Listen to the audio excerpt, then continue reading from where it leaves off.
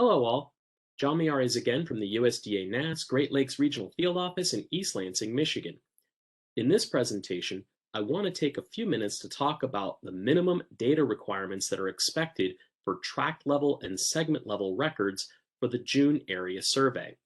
Then, Jimmy Bolello from the Mobile Survey Services section at NASS headquarters in Washington, D.C. will be demonstrating what might happen in CAPI when those minimum requirements are not met.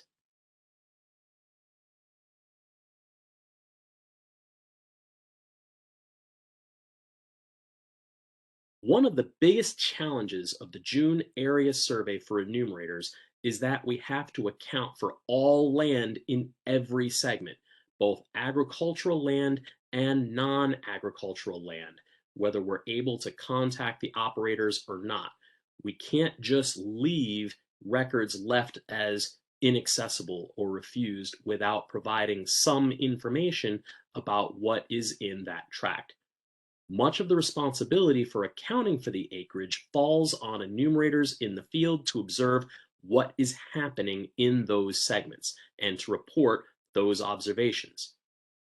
Additionally, unlike some of the other surveys we do throughout the year where it won't matter whether you submit the record level data or not, in the June area survey, all tract level records and segment level records need to be submitted in CAPI before the due date provided by your regional field office. It is best if you can submit your work as individual tracts get completed in order to minimize the amount that has to get processed at the last minute.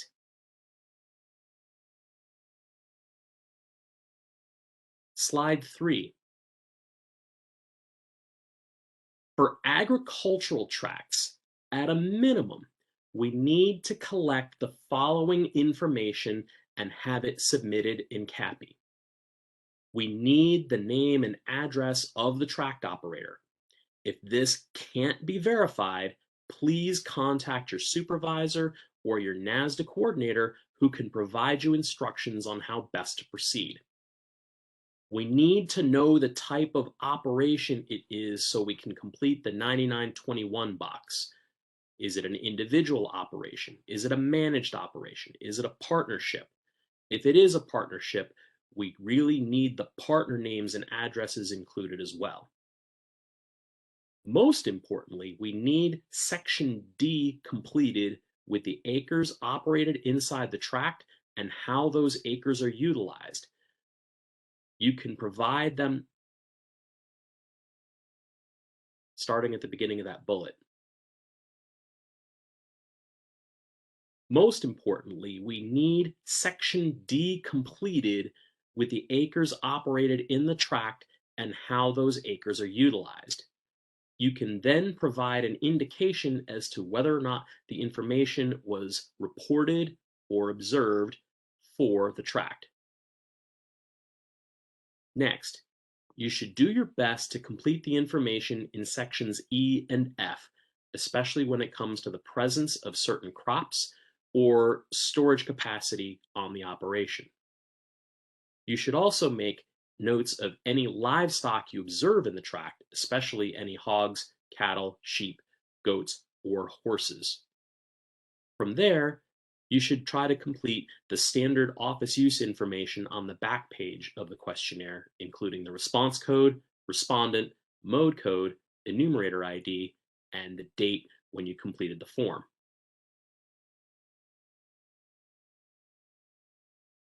Slide 4. For non-agricultural tracts, at a minimum, we need to collect the following information and have it submitted in CAPI.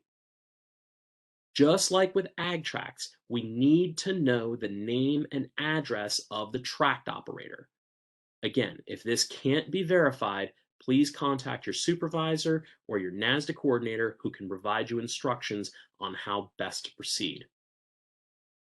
We also will need the information for columns 18, 20, and 20A on the screener form completed and entered into CAPI.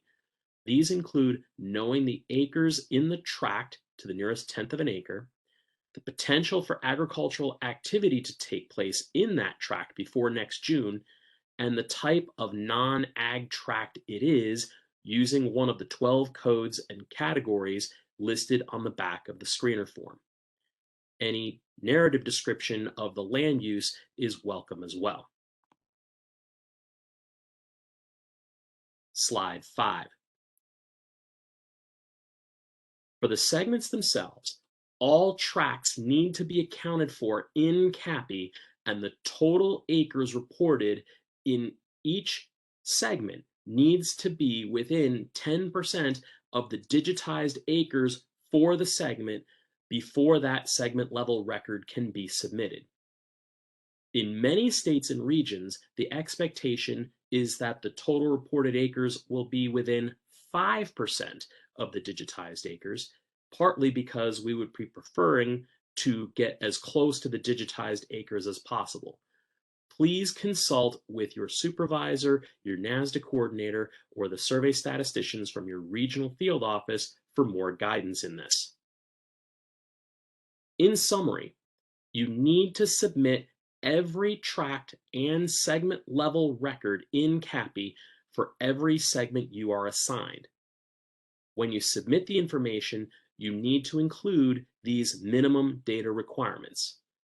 As the field enumerator, you are the only person who can provide us this critical information. You are the only one who's been authorized to drive around and observe what is in the segment. Without this minimal amount of information, the statisticians in the office cannot clean up the records or meet our due dates for this survey. To help remind you of what's expected, the CAPI instrument will generate alerts with big orange banners if you try to submit incomplete data for a tract or a segment. In the remainder of this video, Jimmy Bolello of the Mobile Support Services section at NAS headquarters will be demonstrating what will happen when the minimum amount of data is not provided.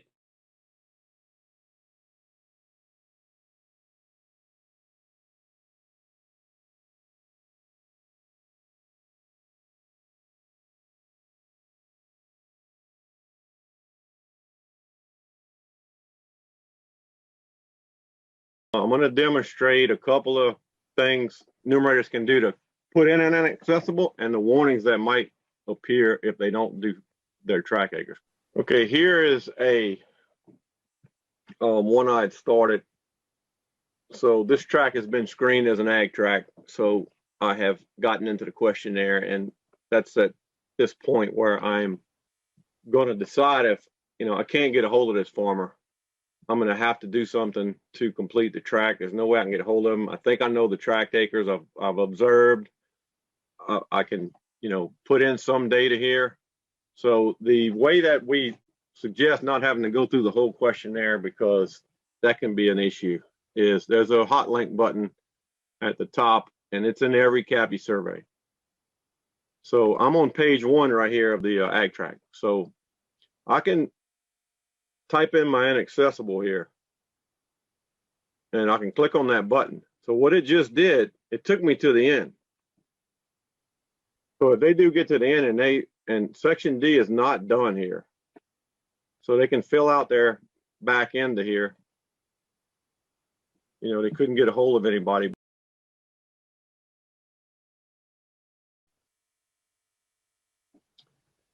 So when they try to submit, it's going to generate an error. So whenever they use that hot link button at the top, it's going to go to the end, and this is what they're going to get when they submit. So this is after the first submit button. If they touch submit again, it's going to let them go. It's going to let them submit it. So we don't have a hard stop in here where it just can't submit this ag track when it's an inaccessible with no track acres in 840. So the way to get back there is, the numerator says, oh yeah, I know something about it. I know at least there's soybeans in there, or at least I know the acres. So if you can go back, I hit 2 clicks right there. You see what it did? It went all the way to the beginning. So they're going to have to go in and at least pick operation description. And then I'm right in section D. So I didn't have any acres here. So the numerator tried to submit this with no acres. I'm going to put some acres in, and that's my observed, and and so on. And like you would do on a paper questionnaire, you would go in and fill in what you know. So if it's, pasture, it's all pasture, you can get at least that done. So the way to get back, how do I get back to the end? I don't want to go through the whole questionnaire. I may know he got some cattle. I'm going to have to thumb down through the cattle. I'm going to have to go down the sheep if I know he's got sheep and goats. There's no way around thumbing through these pages to get the data that you need to put in there, whatever enumerator decides they want to put in. But I can get to the end here and submit. I just go back, and I'm back at the end. And I need to fill in my response codes at the end. And then I'll submit it. And then it's going to submit.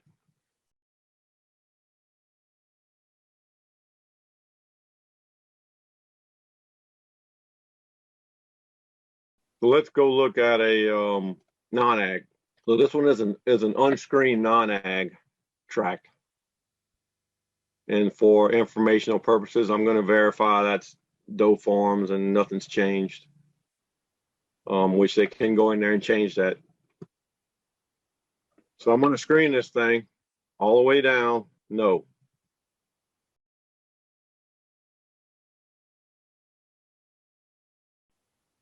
So I've screened this guy's non-ag. So you need an entry in 846. You need to answer these questions. You also need to answer your drop down. If they try to submit without answering those questions, we got some errors that pop up. So I think this was another thorn in the side when numerators was submitting without some of these codes. So that may help speed up this non-ag track submission. So they can go back and make sure they have these boxes filled in correctly. Whatever needs to be in there. And if it's observed, that's another problem that they're going to say, well, I don't know the answer. Well, you should estimate those boxes just as they would have done on paper.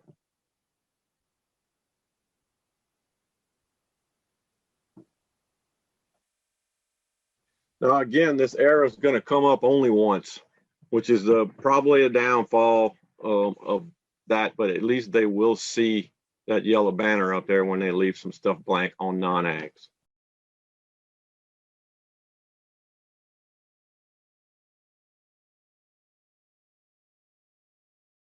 So the last thing I want to show is a submission segment down here. I think I've got this one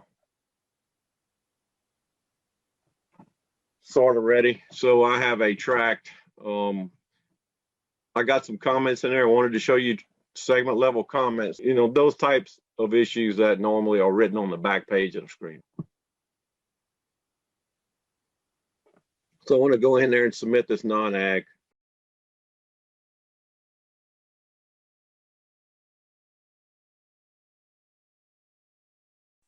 I just wanted to show you a fully submitted segment.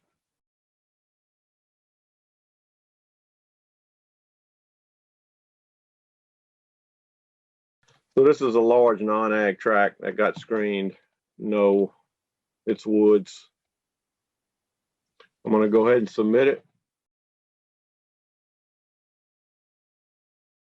And then you'll see a timestamp show up. So both of these tracts are submitted. This is pretty much ready to go. My RADA is, I purposely did this. And they're going to get the error here. So they're going to let them submit it. We're going to let these go through. We don't have hard errors to stop it. So at least they will get a warning if it's not within 10. If I touch it again, it's going to submit. So I just wanted to show you some of those warnings that you might get, the numerators might receive when they're trying to get through these segments. Thanks, Jimmy, and thank you all for your attention. If you have additional questions, please do not hesitate to contact your supervisor, your NASDA coordinator, or regional office staff. Thanks for watching, and we hope to see you all again very soon.